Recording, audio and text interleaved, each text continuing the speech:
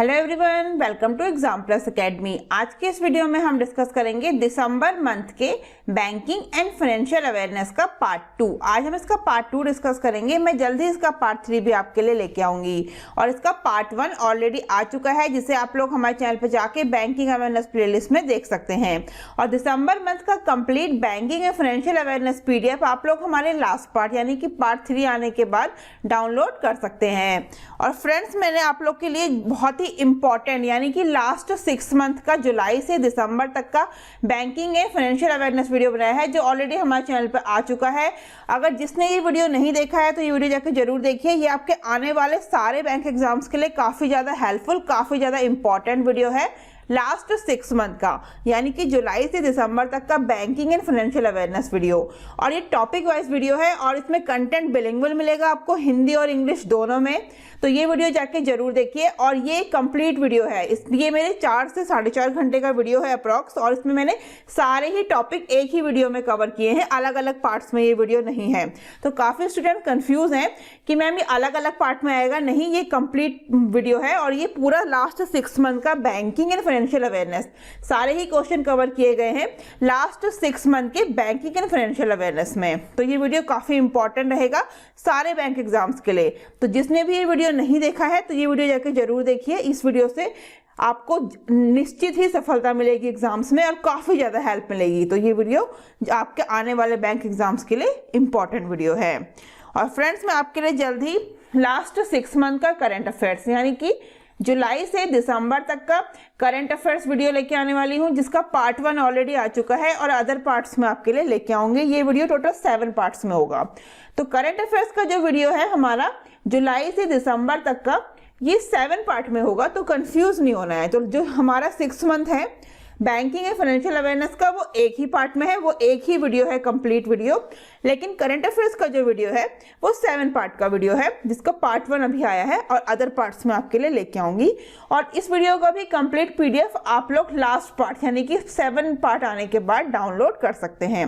इस वीडियो में मैंने करंट अफेयर्स के साथ साथ स्टैटिक जीके भी कवर किया है हिंदी में। तो ये काफी हेल्पफुल रहेगा क्योंकि कंटेंट में मैंने आप लोगों के लिए करंट अफेयर्स पर स्टैटिक जीके दोनों ही कवर किया है। तो चलिए शुरू करते हैं आज का सेशन। पहला क्वेश्चन है, Which of the following bank has been given the scheduled bank status by the Reserve Bank of India recently? यानी कि निम्नलिखित में से किस बैंक को हाल ही में भारतीय रिजर्व बैंक द्वारा अनुसूचित बैंक का दर्जा दिया गया है? तो सही आंसर क्या हो जाएगा? Paytm payments bank is the right answer. Option C is the right answer. तो Paytm Payments Bank has given the scheduled bank status by the Reserve Bank of India. The bank has been included in the second schedule to the Reserve Bank of India Act 1934, and the approval will help it to bring more financial services and products.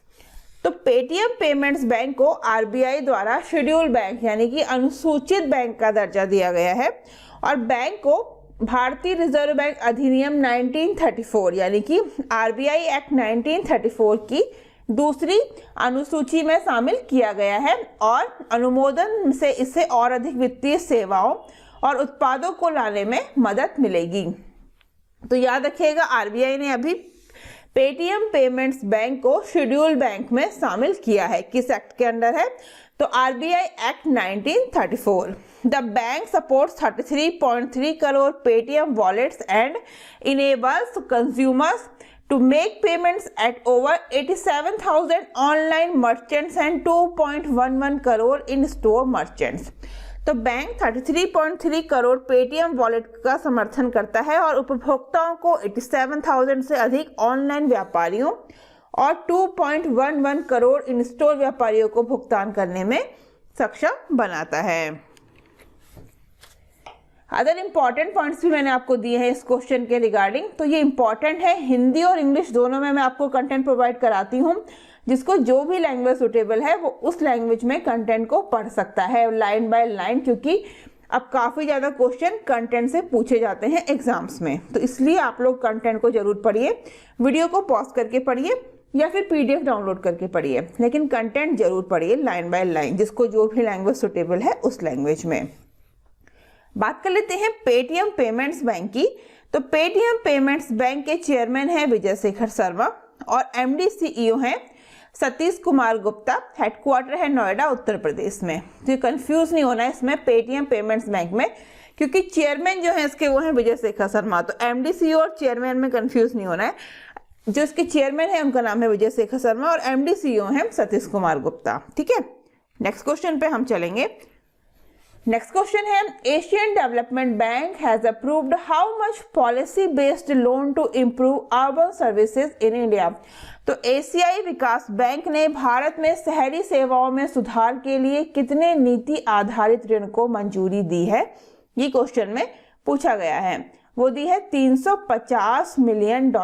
Option C is the right answer. Asian development bank has approved rupees 2653.05 crore, जो लगभग कितने के बराबर है, $350 million के policy based loan to improve urban services in India.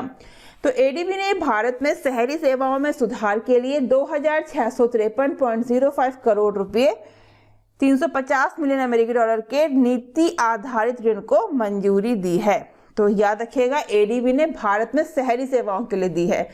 काफी बार exams में reason पूछा जाता है कि किस पर्पस से दी है, तो शहरी सेवाओं में सुधार के लिए, यानी कि improve urban services in India. कितना अमाउंट है, $350 मिलियन। और किसने दिया है, एशियन डेवलपमेंट बैंक ने। The loan support the policies formulated by the Ministry of Housing and Urban Affairs to benefit the urban poor, economically weaker section and low income groups।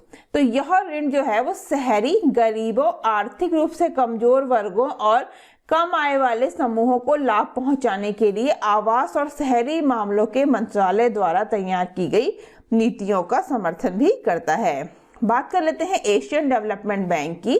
तो Asian development bank का headquarter है morning Philippines, Manila Philippines भी है, और इसको president है मासुगो स्कावा। Member countries है 68 और फाउंडेड इन 19 दिसंबर 1966। ये इंपॉर्टेंट है किसी भी बैंक के रिगार्डिंग, ये सारे पॉइंट्स इंपॉर्टेंट होते हैं क्योंकि एग्जाम्स में काफी बार पूछा भी जा सकता है कि एडीबी का हेडक्वार्टर कहाँ पे है या कितनी मेंबर कंट्रीज हैं। तो 68 मेंबर कंट्रीज हैं एशियन डेवलपमेंट बैंक में। ठीक है, नेक्स्ट क्वेश्चन है which of the following has become the first certified tokenization service for NPCI tokenization system to support tokenization of RuPay cards. तो निम्नलिखित में से कौन रुपे कार्ड के टोकनाइजेशन का समर्थन करने के लिए एनपीसीआई टोकनाइजेशन सिस्टम एनटीएस के लिए पहली प्रमाणित टोकन सेवा बन गई है, ये क्वेश्चन में पूछा गया है। तो जो ऑप्शन दिए हैं इसमें सही आंसर हो जाएगा PayPhi. PayPhi is the right answer.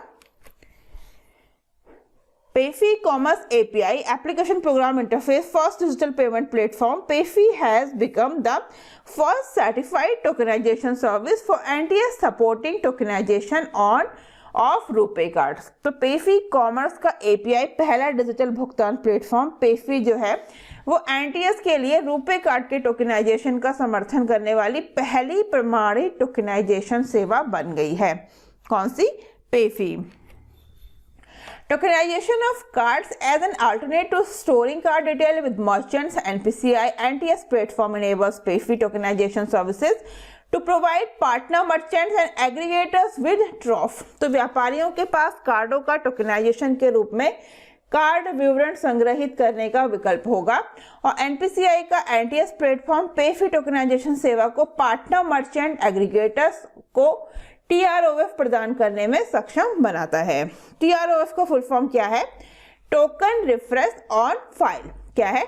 Token reference on file full form है किसका? टीआरओएफ का। एनपीसीआई की बात करते हैं तो एनपीसीआई फाउंडेड इन 2008, हेडक्वार्टर है मुंबई महाराष्ट्र, एमडी सीईओ है दिलीप असबे। किसकी बात हो रही है यहाँ पे? एनपीसीआई की। नेक्स्ट क्वेश्चन पे हम चलेंगे। नेक्स्ट क्वेश्चन है Which state has left behind Maharashtra to become the country's leading manufacturing hub according to data from the Reserve Bank of India? तो भारतीय रिजर्व बैंक के आंकड़ों के अनुसार किस राज्य ने महाराष्ट्र को पीछे छोड़ते हुए देश का प्रमुख विनिर्माण केंद्र बना दिया है? तो कौन सा राज्य बन गया है जिसने महाराष्ट्र को पीछे छोड़ के एक लीडिंग मैन्युफैक्चरिंग हब बन गया है? कौन सा स्टेट बन गया है? तो वो बन गया है गुजरात। सही आंसर हो जाएगा option B, Gujarat is the right answer. Gujarat has left behind Maharashtra to become the country's leading manufacturing hub according to data from the Reserve Bank of India. तो RBI के आंकड़ों के अनुसार गुजरात देश का प्रमुख विनिर्माण केंद्र बनने के लिए महाराष्ट्र को पीछे छोड़ गया है। क्वेश्चन दोनों तरीके से आ सकता है कि कौन सा स्टेट को पीछे किया है, तो पीछे किया है महाराष्ट्र को, और नंबर 1 स्टेट बन गया है Gujarat. Gujarat saw its gross value addition in manufacturing grow by 15.9% annually between financial year 12 to financial year 22, stand rupees 5.11 lakh crore. Data shows GAV is economic metric that measures that the supply of goods and services in an economy. तो आंकड़ों से ये पता चलता है कि गुजरात ने वित्त वर्ष 2012 से वित्त वर्ष 2020 के बीच विनिर्माण क्षेत्र में सकल मूल्य वर्धन यानी कि ग्रॉस वैल्यू एडिशन सालाना 15.9% बढ़कर 15.11 लाख रुपए हो गया है। और जीवीए एक आर्थिक मीट्रिक है जो किसी अर्थव्यवस्था में वस्तुओं और सेवाओं की आपूर्ति को मापता है। तो ये जो पॉइंट्स मैं आपको देती हूँ ये इंपॉर्टेंट पॉइंट्स होते हैं, इनको जरूर पढ़ना होता है, इसलिए मैं आपको बार बार बोलती हूँ कि पॉइंट्स को लाइन बाय लाइन जरूर पढ़िए। नेक्स्ट क्वेश्चन है hashtag care for hockey campaign has been launched by, यानी कि हैशटैग केयर फॉर हॉकी अभियान किसके द्वारा शुरू किया गया है, ये क्वेश्चन में पूछा गया है। तो ये बजाज एलियांस जनरल इंश्योरेंस के द्वारा ये शुरू किया गया है। सही आंसर हो जाएगा option C, Bajaj Allianz general insurance. A leading private general insurer in India, Bajaj Allianz General Insurance has started its hashtag Care for Hockey campaign। क्या नाम है इसका? hashtag Care for Hockey campaign जो है वो किसने शुरू किया है? वो बजाज एलियांस जनरल इंश्योरेंस ने शुरू किया है। एलिवेटेड फील्ड हॉकी रिकॉग्निशन इन इंडिया, तो भारत में एक पहली निजी सामान्य बीमा करता बजाज एलियांस जनरल इंश्योरेंस ने भारत में फील्ड हॉकी की मान्यता को बढ़ाने के लिए हैशटैग केयर फॉर हॉकी अभियान शुरू किया है। तो फील्ड हॉकी की मान्यता को बढ़ाने के लिए शुरू किया गया है। और the company has partnered with Padmashri Rani Rampal Indian women hockey team captain who will be the face of the campaign. तो कौन है वो?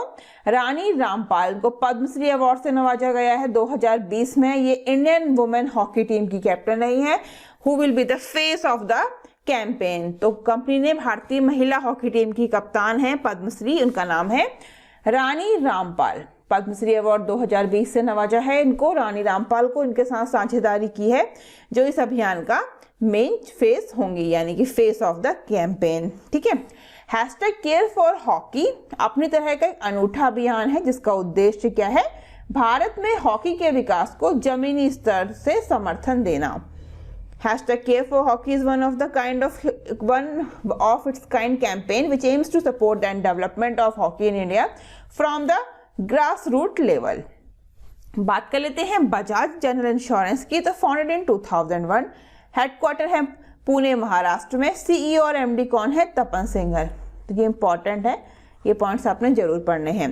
तो फ्रेंड्स अगर आप लोग को अदर भी bank, small banks and RRBs जो रूरल बैंक्स हैं, इन सबके हेडक्वार्टर्स, टैगलाइन, ये सब मैंने देखने हैं, तो ये मैंने एक इंपॉर्टेंट वीडियो बनाया है। ये अलग वीडियो है, आप लोग चैनल पर जाकर देख सकते हैं। वो वीडियो भी काफ़ी हेल्पफुल रहेगा। उसमें मैंने सारे ही public sector, private sector, small finance bank, ये सारे बैंक कवर किए हैं। नेक्स्ट क्वेश्चन है Which among the following has launched a plan called धन रेखा प्लान? तो निम्नलिखित में से किसने धन रेखा योजना नामक योजना शुरू की है? वो योजना शुरू की है life insurance corporation. Option B is the right answer. The Life Insurance Corporation of India has launched a new non-linked, non-participating individual savings life insurance plan called Dhan Rekha. It offers special premium rates for female lives. तो LIC ने धन रेखा नामक एक नई गैर linked, गैर भाग लेने वाली व्यक्तिगत बचत जीवन बीमा योजना शुरू की है। यह महिला जीवन के लिए विशेष प्रीमियम दरों की पेशकश करती है। The plan is also allowed for the third gender, adding that the all benefits under the plan are fully guaranteed. There are special premium rates for female lives. The plan is allowed to third gender, all benefits under the plan are fully guaranteed. तो योजना को तीसरे लिंग के लिए भी अनुमति दी गई है कि योजना के तहत सभी लाभ पूरी तरह से गारंटीकृत हैं और महिला जीवन के लिए विशेष प्रीमियम दरें भी हैं और थर्ड जेंडर के लिए योजना की अनुमति, योजना के तहत सभी लाभों की पूरी गारंटी भी है। अदर इंपॉर्टेंट पॉइंट्स भी इस क्वेश्चन के रिगार्डिंग हैं, आप इनको देख सकते हैं वीडियो को पॉज करके या फिर पीडीएफ डाउनलोड करके, कि इस प्लान को POSPLI या कॉमन पब्लिक सर्विस सेंटर और वेबसाइट LICindia.in जैसे एजेंट के माध्यम से ऑफलाइन और ऑनलाइन दोनों तरह से खरीदा जा सकता है और इस पॉलिसी की अवधि के आधार पर अधिकतम आयु 35 से 55 वर्ष तक होगी और न्यूनतम आयु 90 दिनों से लेकर 8 वर्ष तक होगी और इस योजना के तहत न्यूनतम सम एश्योर्ड जो है वो 2 लाख रुपए है। नेक्स्ट क्वेश्चन है, Which bank has won the awards at ET-BFSI Excellence Awards 2021? तो ET-BFSI Excellence Awards 2021 में किस बैंक ने 2 पुरस्कार जीते हैं? तो किस बैंक ने जीते हैं? वो जीते हैं DBS बैंक ने। सही आंसर क्या हो जाएगा? Option D, DBS bank is the right answer. DBS bank India's persistent efforts to drive digital transformation for its customers have been awarded at the ET-BFSI Excellence Awards 2021। तो अपने ग्राहकों के लिए डिजिटल परिवर्तन को बढ़ावा देने के लिए DBS बैंक इंडिया के लगातार प्रयासों को ET-BFSI Excellence Awards 2021 से सम्मानित किया गया है। किसको? DBS बैंक इंडिया को। ठीक है।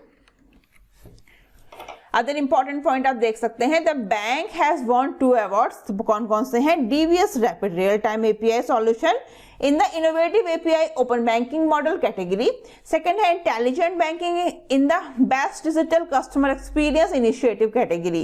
DBS बैंक इंडिया की बात करें तो हेडक्वार्टर है इसका मुंबई महाराष्ट्र में और MD/CO है सुरजीत सोम। किसकी बात हो रही है? DBS बैंक की। नेक्स्ट क्वेश्चन पे हम चलेंगे। नेक्स्ट क्वेश्चन है, reserve bank of India has recently approved the Life Insurance Corporation of India to increase its stake in which bank up to 9.99%। यानी कि RBI ने हाल ही में भारतीय जीवन बीमा निगम LIC को किस बैंक में अपनी हिस्सेदारी 9.99% तक बढ़ाने की मंजूरी दी है? वो दी है इंडसइंड बैंक। सही आंसर क्या हो जाएगा? Option B, IndusInd bank is the right answer.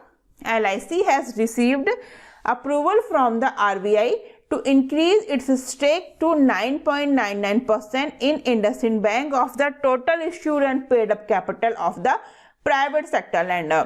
तो LIC को निजी क्षेत्र के ऋणदाता की कुल जारी और चुकता पूंजी में इंडसइंड बैंक में अपनी हिस्सेदारी 9.99% तक बढ़ाने के लिए RBI से मंजूरी मिल गई है। याद रखिए कि LIC को किस बैंक में? इंडसइंड बैंक में अपनी हिस्सेदारी 9.99% तक बढ़ाने की मंजूरी मिली है रिजर्व बैंक ऑफ इंडिया से। अदर इंपॉर्टेंट पॉइंट इस क्वेश्चन के रिगार्डिंग आप देख सकते हैं। बात कर लेते हैं हम LIC की। तो LIC के चेयरपर्सन है MR Kumar, headquarter Mumbai Maharashtra, founded in 1 सितंबर 1956। ये क्वेश्चन आता है कि कब फाउंडेड हुआ था? तो ये कब हुआ था? 1956 1 सितंबर। नेक्स्ट क्वेश्चन है, which of the following bank has entered into bank insurance partnership with star health and allied insurance corporation limited? तो निम्नलिखित में से किस बैंक ने star health and allied insurance company limited के साथ एक बैंक इंश्योरेंस साझेदारी में प्रवेश किया है? तो किस बैंक ने किया है? फेडरल बैंक ने किया है। सही आंसर हो जाएगा option B, Federal bank. Federal Bank has entered into a bank insurance partnership with Star Health and Allied Insurance Corporation Limited as a corporate agent to provide health insurance product for the bank 8.90 million customer across India। तो federal bank ने भारत भर में bank के 8.90 million ग्राहकों के लिए स्वास्थ्य बीमा उत्पाद प्रदान करने के लिए एक कॉर्पोरेट एजेंट के रूप में star health and allied insurance company limited के साथ बैंक इंश्योरेंस साझेदारी में प्रवेश किया है। बैंक इंश्योरेंस टर्म्स मैंने आपको अपने प्रीवियस वीडियो में क्लियर किया है, आप जाके देख सकते हैं वीडियो को। The bank customers can avail benefit of Star Health retail products and group affinity products through the bank various distribution channel which help to the customers to address their complete financial needs under one roof. तो bank के ग्राहकों के लिए विभिन्न वितरण चैनलों के माध्यम से स्टार हेल्थ के खुदरा उत्पादों और समूह आत्मीयता उत्पादों का लाभ उठा सकते हैं, जो ग्राहक को एक छत के नीचे उनकी पूरी वित्तीय जरूरतों को पूरा करने में मदद करते हैं। बात कर लेते हैं हम फेडरल बैंक की। तो फेडरल बैंक एस्टैब्लिशमेंट 23 अप्रैल 1931, हेडक्वार्टर है एलोवा केरला में, एमडी और सीईओ है श्याम श्रीनिवासन और टैगलाइन क्या है बैंक का? Your perfect banking partner. ये आपको हर वीडियो में बताया जाता है। नेक्स्ट क्वेश्चन पे हम चलेंगे। नेक्स्ट क्वेश्चन है Which bank has signed an MOU with केंद्रीय Sainik board to support and educate the children of war veterans, ex-servicemen and war widows? यानी कि किस बैंक ने युद्ध के दिग्गजों, पूर्व सैनिकों और युद्ध विधवाओं के बच्चों को समर्थन और शिक्षित करने के लिए केंद्रीय सैनिक बोर्ड के साथ एक समझौता ज्ञापन पर हस्ताक्षर किए हैं? पहली बात तो ये जान लीजिए कि रीजन क्या है, क्यों किए हैं।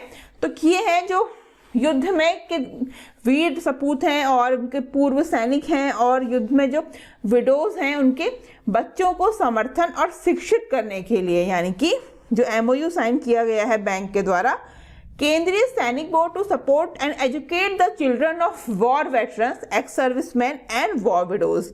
और किस बैंक ने किया है, क्वेश्चन ये है। तो वो किया है स्टेट बैंक ऑफ इंडिया ने।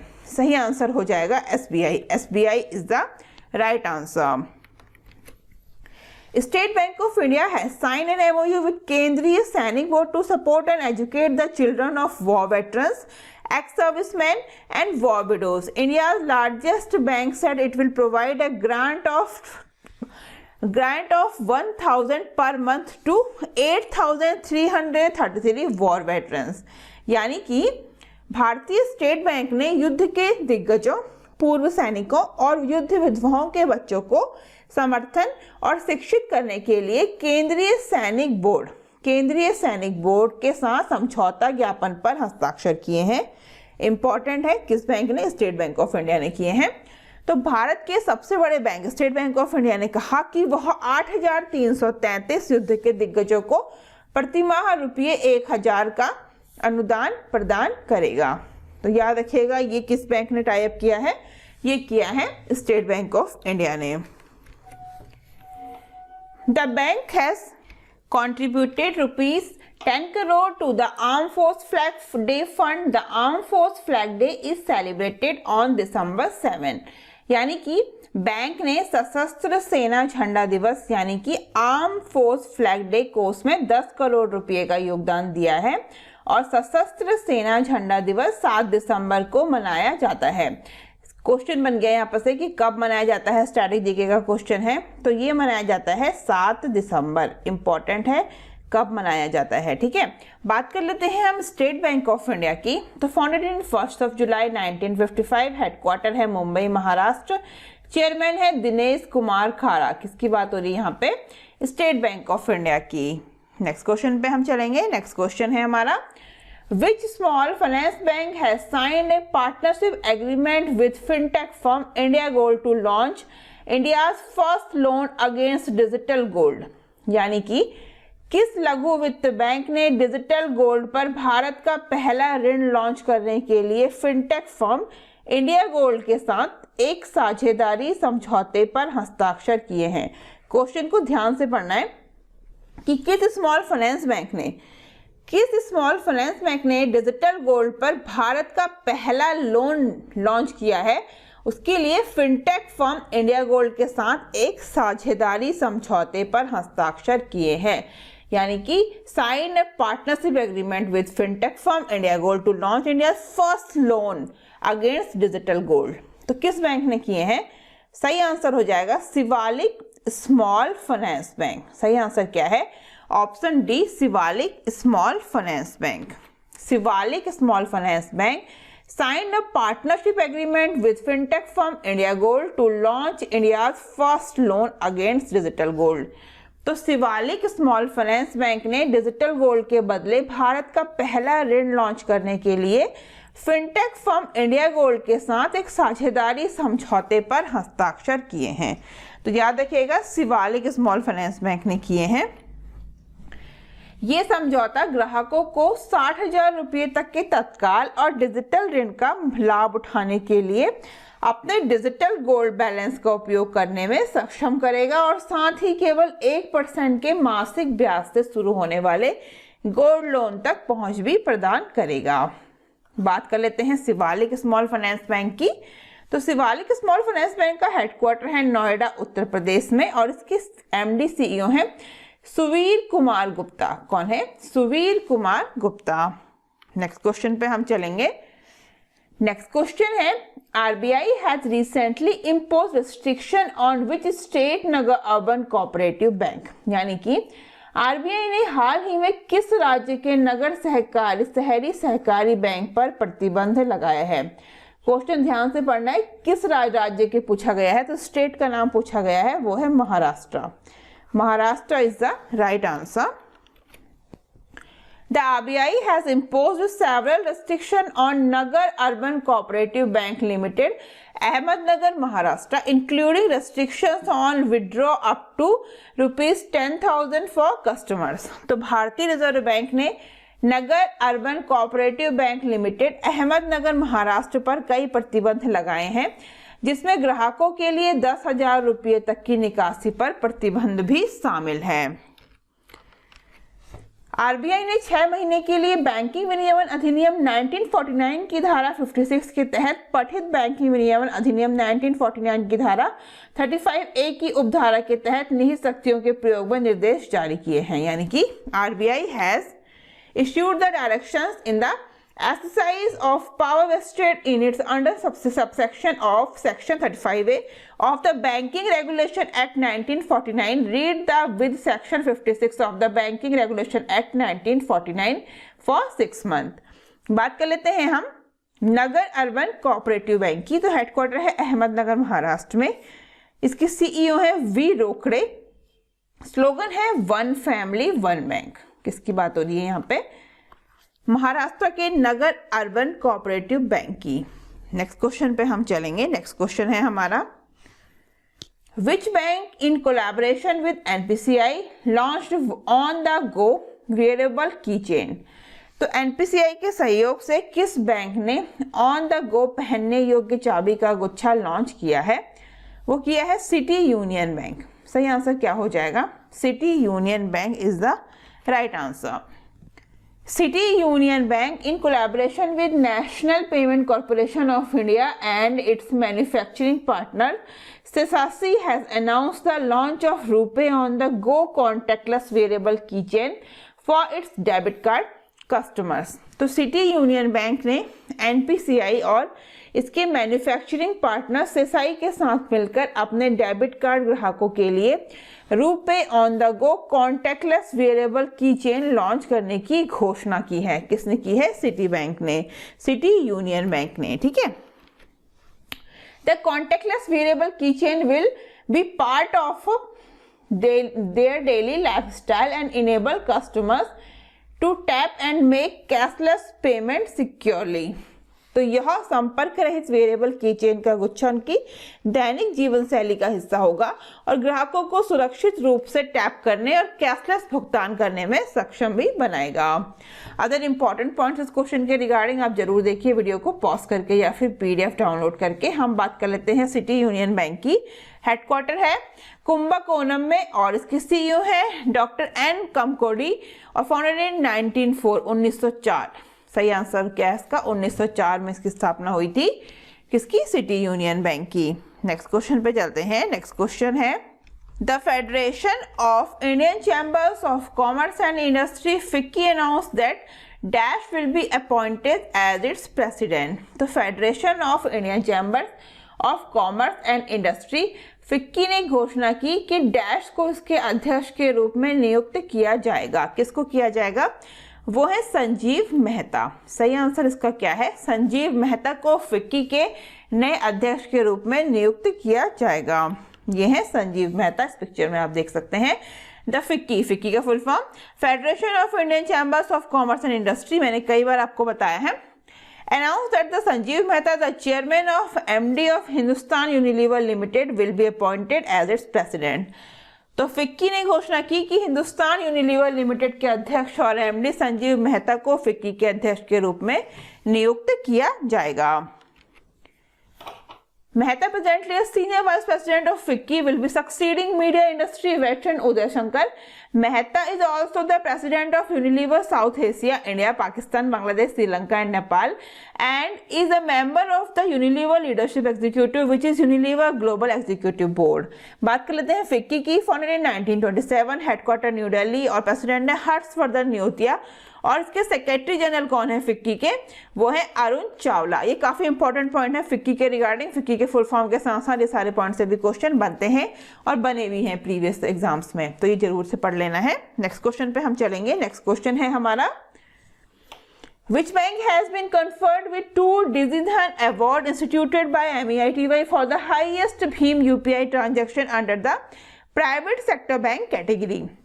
यानी कि निजी क्षेत्र की बैंक ऋण श्रेणी के तहत उच्चतम भीम यूपीआई लेन देन के लिए किस बैंक को MEITY द्वारा स्थापित 2 डिजिधन पुरस्कारों से सम्मानित किया गया है? ये क्वेश्चन में पूछा गया है। तो वो किया है किस बैंक को? कर्नाटक बैंक को। सही आंसर क्या हो जाएगा इसका? Karnataka bank is the right answer. Karnataka Bank has been conferred with 2 Digidhan Award instituted by the Union Ministry of Electronics and Information Technology.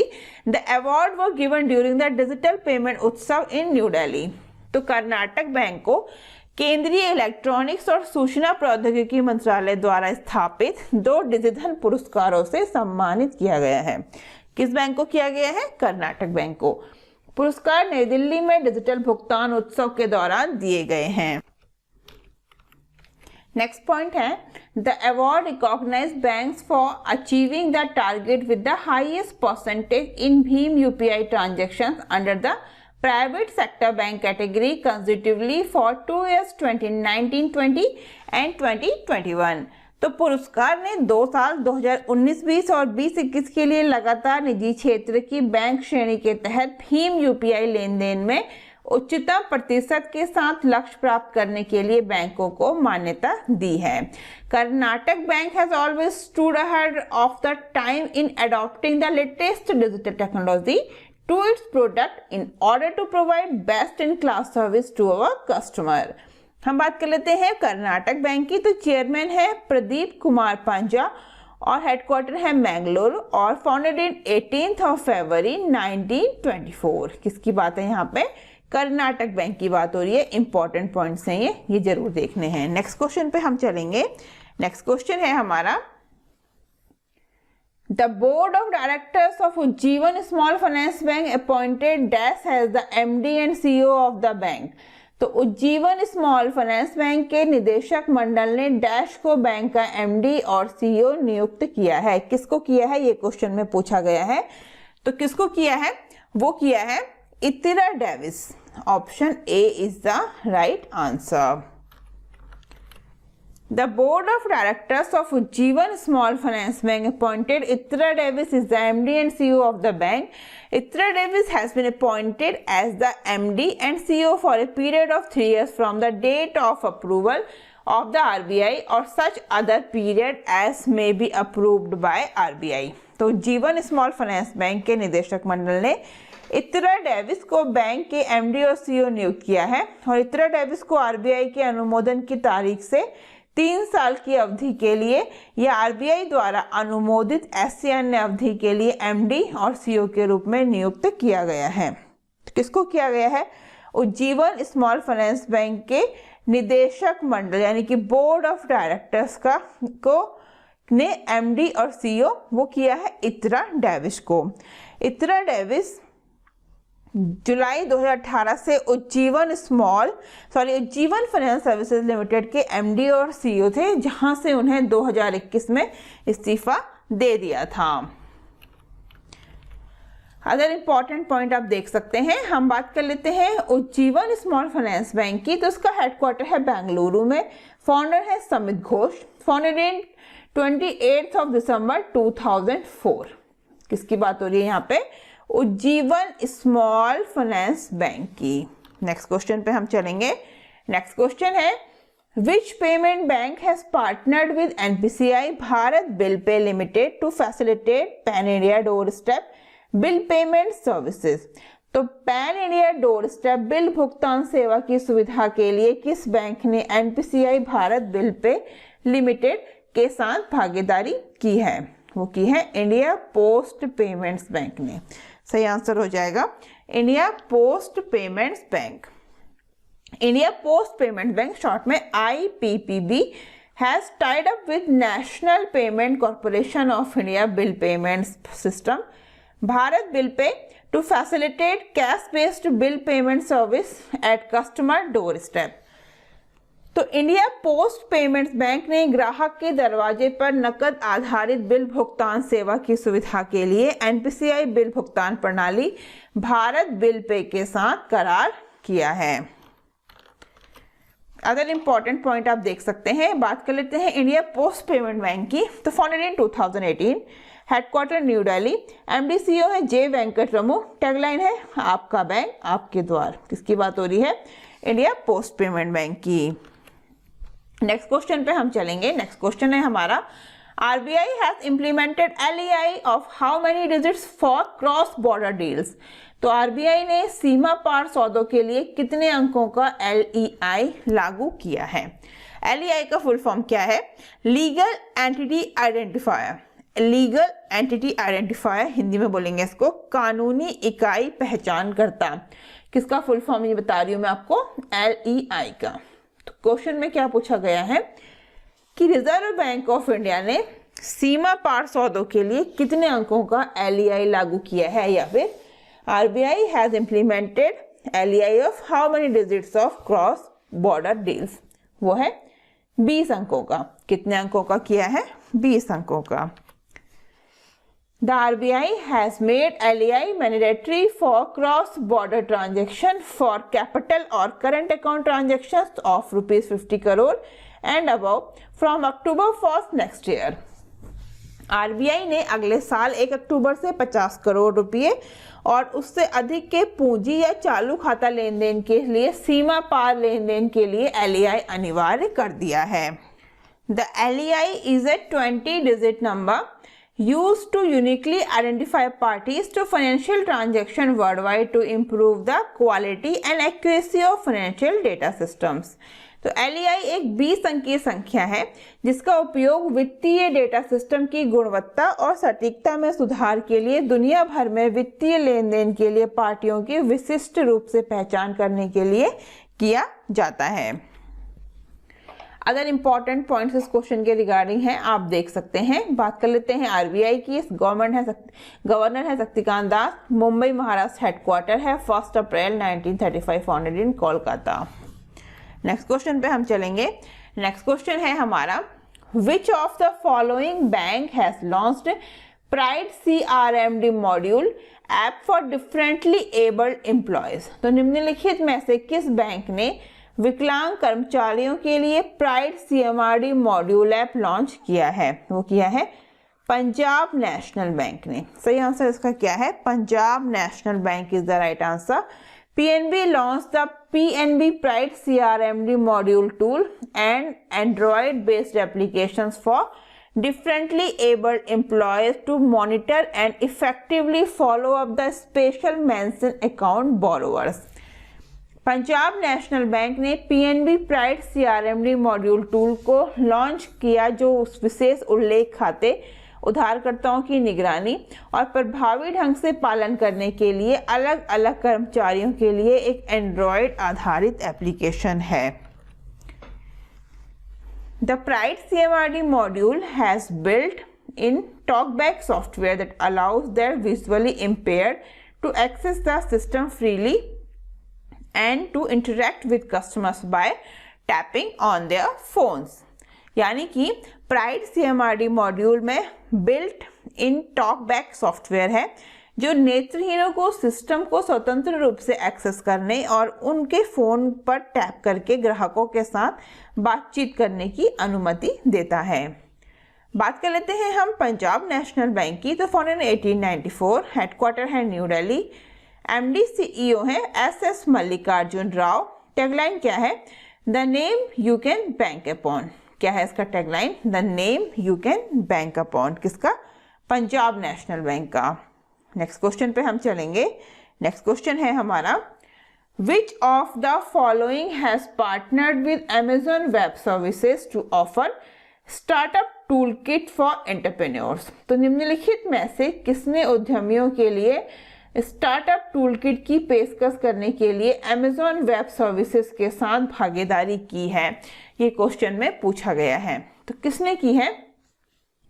वो की है पेटीएम ने। सही आंसर क्या हो जाएगा? Paytm. Paytm, a leading digital ecosystem for consumers and merchants, has partnered with Amazon Web Services (AWS) to offer Paytm Startup Toolkit with exclusive payment services to early stage Indian startup। तो Paytm उपभोक्ताओं और व्यापारियों के लिए एक प्रमुख digital पारिस्थितिक तंत्र ने शुरुआती चरण के भारतीय स्टार्टअप के लिए विशेष भुगतान सेवाओं के साथ पेटीएम स्टार्टअप टूलकिट की पेशकश करने के लिए Amazon वेब सर्विसेज के साथ भागीदारी की है। किसके साथ की है? Amazon web services, AWS short में। अदर इंपॉर्टेंट पॉइंट्स भी दिए हैं इसके रिगार्डिंग, आप देख सकते हैं। Paytm will help entrepreneurs to grow business with payment, distribution and growth solutions who are operating in India in the AWS activity।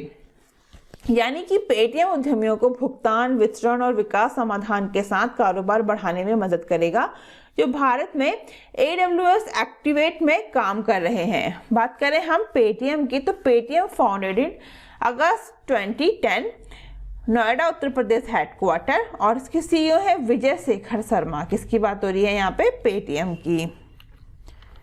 Next question पे हम चलते हैं। नेक्स्ट क्वेश्चन है हमारा, Fitch rating has slashed India's economic growth forecast in the financial year 2021-22, यानी कि financial year 22 to dash.